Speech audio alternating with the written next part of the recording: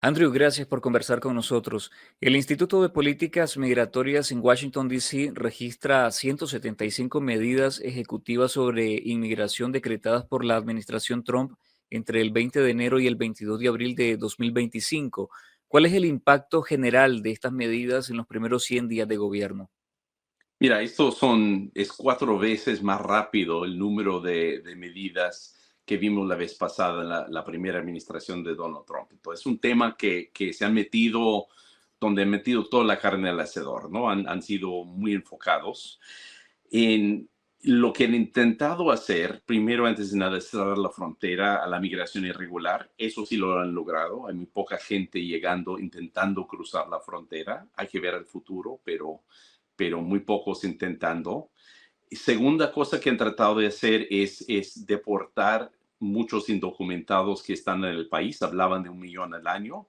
Eso sí les está costando, ¿no? Están logrando generar mucho miedo entre los indocumentados y han hecho algunas acciones, han tomado algunas acciones de alto impacto, como mandar gente a la prisión de máxima seguridad de El Salvador, el SECOT, o a Guantánamo, pero los números que están deportando son relativamente pocos, son un poquito más que el año pasado, pero no mucho más todavía. Y luego tiene una serie de acciones para hacer más difícil la vida de los indocumentados. Eso incluye quitar la ciudadanía a los hijos de indocumentados, lo cual está amparado en las cortes, está pausada.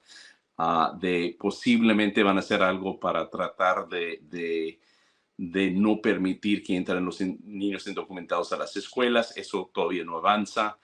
Y finalmente tiene una serie de acciones acerca de los migrantes documentados, de los que están legalmente presentes. Y eso, sobre todo, lo más visible ha sido los estudiantes, que les han quitado su visa de estudiante, que es más de 1,700, hasta donde sepamos. Y ahí las cortes los han forzado a echar reversa en muchos de los casos. Entonces, eso no ha prosperado tanto. Y algunas personas llegando legalmente a Estados Unidos de otras partes del mundo, incluyendo de Europa y de Canadá y países tradicionalmente muy afines a Estados Unidos, los está rechazando en el momento que llegan al aeropuerto. Son números menores, pero son de alto impacto. Entonces, todas esas acciones, si lo toman en conjunto, es un cambio sustantivo en la política migratoria de Estados Unidos, muy parecida a la primera administración de Donald Trump, pero mucho más activa y en mucho menos tiempo que vimos la vez pasada. ¿Se pueden describir con estas acciones cuáles son los cambios estructurales más significativos en la política migratoria? Mira, yo creo que para empezar, las rutas legales que existían para llegar a Estados Unidos, algunos de ellas, desde América Latina, se han terminado. Eso incluye el CBP One, la forma de entrar por la frontera y el programa para cubanos, haitianos, nicaragüenses y venezolanos, que eran vías legales para entrar, los cancelaron. Dos, hay por primera vez, bueno, se imaginaba que cuando uno tenía una visa de estudiante, un visa de trabajo, un visa permanente, que era muy difícil quitárselo a alguien, ¿no? A menos de que cometía un crimen bastante severo, ¿no? Y eso están cambiándolo, ¿no? Uno puede perder su visa por infracciones menores o quizás ni siquiera con una infracción por sospecha de algo, ¿no? Entonces es un cambio muy estructural. Y si logran prosperar en su deseo de mandar personas a negar la ciudadanía a los hijos de los indocumentados, eso sería un cambio enorme. Pensamos que afectaría más o menos unos 4 millones de niños, porque de pronto personas que de otra forma habría sido norteamericanos. Siempre los indocumentados han tenido el sueño que por lo menos sus hijos crecen como ciudadanos del país. Si logran quitar eso, entonces deja una clase permanente de personas que siguen sin documentos, generación tras generación. Esta persecución a la inmigración irregular, pero también regular, ¿cómo está afectando la dinámica social y económica de las comunidades? Todavía no sabemos, estamos hablando de 100 días y mucho de esto es de recién, son medidas muy recientemente lanzadas. Lo que sabemos es que mucha gente está muy tensa, ha afectado la asistencia en las escuelas de algunos niños. Por lo menos eso estamos viendo en algunas comunidades. Todavía no sabemos el alcance de sus intentos de deportación porque no han logrado, todavía hasta los 100 días no han logrado realmente poder identificar y detener a muchos migrantes irregulares. No los están encontrando. Probablemente con el paso del tiempo empiezan a tener más capacidad de esto, pero hasta ahora la gente está respondiendo muy cautelosamente, Ujú. ah, pero, pero obviamente con cuidado y sabiendo el futuro que podrían ser blanco de algún operativo. Y estudiantes y trabajadores inmigrantes están muy preocupados. Pensaban que estaban en Estados Unidos con mucha seguridad. Y yo creo que muchos que tienen opciones, estudiantes, trabajadores que tienen opciones, están repensando si quieren estar en Estados Unidos. Una investigación del Instituto de Políticas Migratorias sugiere que, si bien el número de arrestos de migrantes ha aumentado significativamente, usted ya lo mencionaba acá, el ritmo actual de deportaciones no. Pero ¿cuáles son las razones, digamos, de, si puede describirse así, de este fracaso en estos primeros 100 días con respecto a las deportaciones masivas prometidas por la administración Trump? Son dos. Primero, los migrantes indocumentados son muy integrados en Estados Unidos, excepto los que recién llegaron, pero los que tienen ya 2, 3, 4 años en Estados Unidos y más los que tienen 10 o 20 años, son muy integrados en la sociedad y no es tan fácil encontrarlos. No es tan fácil distinguir quién es indocumentado y quién no. Entonces, no han tenido todavía las formas de localizar a las personas que no tienen documentos. Segundo, aun cuando los logran encontrar. Y mira, están encontrando más o menos 650 personas al día que los detienen y los meten en detención. De todos modos, a menos de que ya tienen orden de repatriación o tienen menos de 2 años en Estados Unidos, si tienen más de 2 años y no tienen orden de deportación, ellos tienen derecho a un proceso ante un juez de migración antes de ser deportado. Entonces, aun si agarran las personas, los tienen que llevar por un proceso judicial y no pueden deportarlos de momento, a menos que ya tienen orden o tienen menos de 2 años de presencia, ¿no? Entonces, esto no es nomás que el gobierno quiere sacarlos, hay que seguir los procesos, un país de leyes.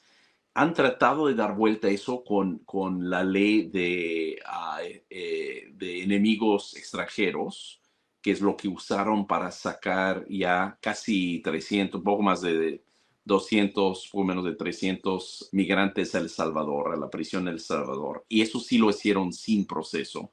Pero ahí han entrado las cortes, los tribunales, a poner un paro a eso, tratando de asegurar que el gobierno sigue el debido proceso. Vamos a ver cómo termina eso, pero la administración está pasando mucho tiempo ahorita ante los tribunales defendiendo algunas de sus acciones. Y estas medidas también, ¿qué impacto están provocando en las comunidades de migrantes beneficiados con programas, por ejemplo, como el parol humanitario de nicaragüenses, cubanos, venezolanos y haitianos?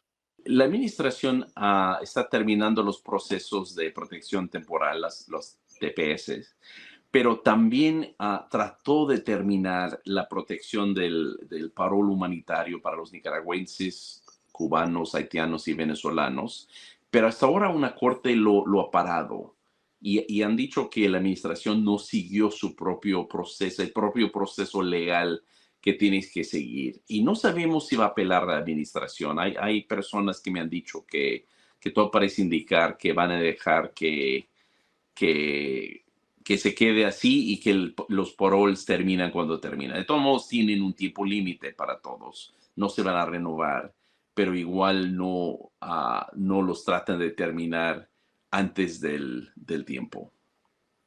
Andrew, las encuestas indican que la política de defensa de la frontera es la única medida migratoria que tiene mayor aprobación por parte de la población entre todas las decretadas por la administración Trump. ¿Cómo percibe la gente en Estados Unidos toda esta ofensiva contra la migración, tanto regular como irregular? Mira, lo de la frontera es muy popular, pero las deportaciones han resultado ser menos populares de lo que pensamos. Y eso es en parte porque la administración Trump es percibida de ser muy arbitrario y de no acatarse a las decisiones de las cortes. Entonces, sí estamos en un momento de cierto ánimo en contra de la migración irregular en Estados Unidos. Eso era un tema muy popular que le ayudaba a Donald Trump. Pero la percepción de arbitrariedad y de falta de proceso legal y apego al derecho sí le está pegando en las encuestas. Han sido 3 encuestas en los últimos, bueno, en esta semana, últimos días, del New York Times, del Washington Post y de Fox News, que es más afín a Trump.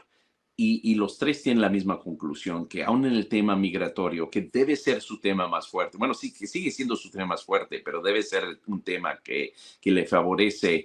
Él ya no tiene números positivos, o si los tiene muy, muy ligeramente positivos. Ya no es el tema que le ayudaba como en otro momento, y justo es por la arbitrariedad y la falta de apego al Estado de Derecho. Estas batallas se están librando en las Cortes Federales en Estados Unidos. ¿Cuáles son las principales batallas legales ganadas y perdidas por parte de la administración Trump en estos primeros 100 días de gobierno? Mira, las cortes reaccionan lentamente en Estados Unidos a veces, ¿no? Y no hemos visto decisiones decisivas de la Suprema Corte, ¿no? Al final de cuentas, no tenemos una sola decisión en los méritos en ningún tema migratorio en la administración Trump.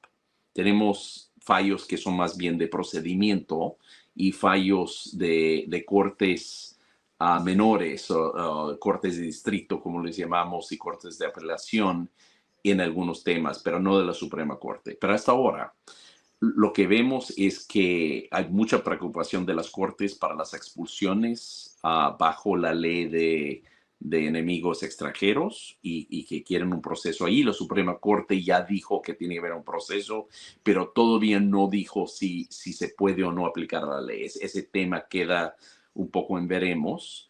En el tema de negar la ciudadanía a los hijos de indocumentados, ya han fallado 4 cortes en contra de la administración, y la Suprema Corte está escuchando por primera vez los argumentos de las 2 partes de la administración y los que están demandando a la administración, pero no sabemos cuándo van a tener una decisión. Eso quizás sea la primera decisión fuerte.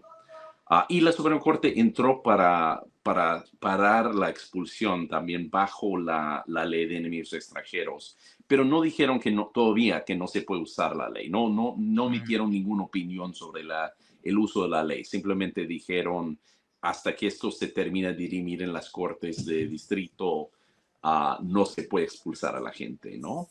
Y luego en lo de CHNB, en la protección, el parol humanitario que tienen nicaragüenses y otros nacionales, y un corte de distrito dijo también que no lo habían terminado de forma correcta, que tenían que repensarlo.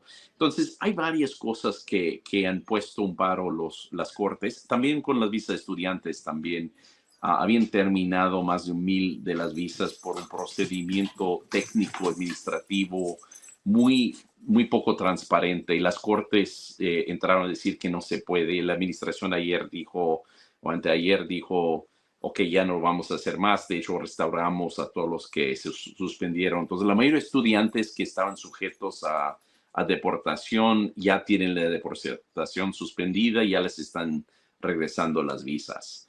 Entonces, han sido victorias importantes para los que están cuestionando la política de Donald Trump.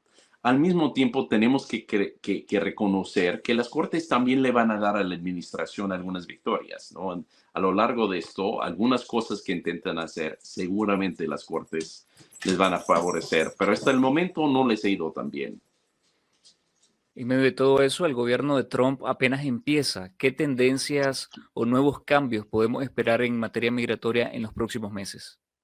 Mira, yo creo que vamos a ver un aumento de las deportaciones. Yo creo que hay 2 cosas que la administración tiene como as bajo la manga. El primero es que están empezando a tener acceso y conectar diferentes bases de datos que antes no se usaban para fines de deportación. Y ahí sí les da información de dónde está la gente, y van a tener un poco más certidumbre en quién es indocumentado y quién no. No hay ningún base de datos que tiene esa información, pero puedes empezar a ver datos que te dan información de quién podría ser y en qué dirección viven.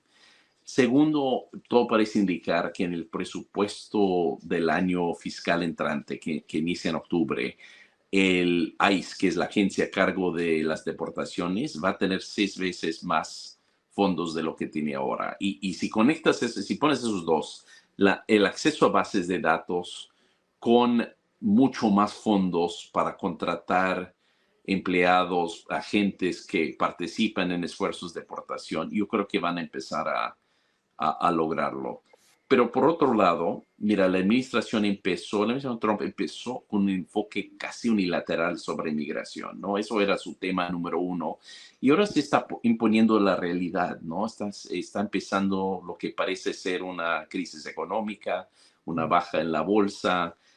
Están topando con pared tanto en Gaza como en Ucrania, con intentos de generar acuerdos de paz. Y al final de cuentas, el gobierno de Estados Unidos no puede estar solamente enfocado en migración. Tiene que ser malabares y estar enfocado en muchas cosas, no importa quién es presidente del país. Entonces, por un lado, yo creo que sí van a tener más herramientas para su política contra la migración irregular, pero al mismo tiempo van a tener que poner atención y mucho más atención en otros temas que van a distraer de esto. ¿Y qué papel está jugando o puede jugar la sociedad civil y los estados santuarios frente a las políticas de Trump? Eso ha sido un contrapeso muy importante. A mí el hecho es que el gobierno de Estados Unidos casi siempre cuando logra deportar mucha gente es porque tiene colaboración de los gobiernos locales. Y los gobiernos en gran parte del país, donde viven la mayoría de los migrantes indocumentados, los gobiernos locales no son afines a Trump y no son afines a la deportación masiva. Y sí tienen mucha capacidad de boicotear los esfuerzos nacionales. Entonces, por lo menos hasta ahora, yo creo que es un contrapeso importante. El hecho también que muchos migrantes saben cuáles son sus derechos, de que muchas instituciones, incluyendo escuelas, por ejemplo, no quieren colaborar con la deportación, no porque no están de acuerdo o están en desacuerdo, pero simplemente porque no quieren que afecte la educación de los niños, ¿no? Los museos, porque no quieren que afecte a su clientela. Es generalizada, hay una reacción en la sociedad un poco aversa a la deportación masiva, ¿no? Y la cooperación con el gobierno nacional. Creo que eso también juega un papel como contrapeso, igual que las cortes están jugando un papel de contrapeso. Gracias, Andrew, por esta entrevista. Muchas gracias. Gusto poder acompañarlos.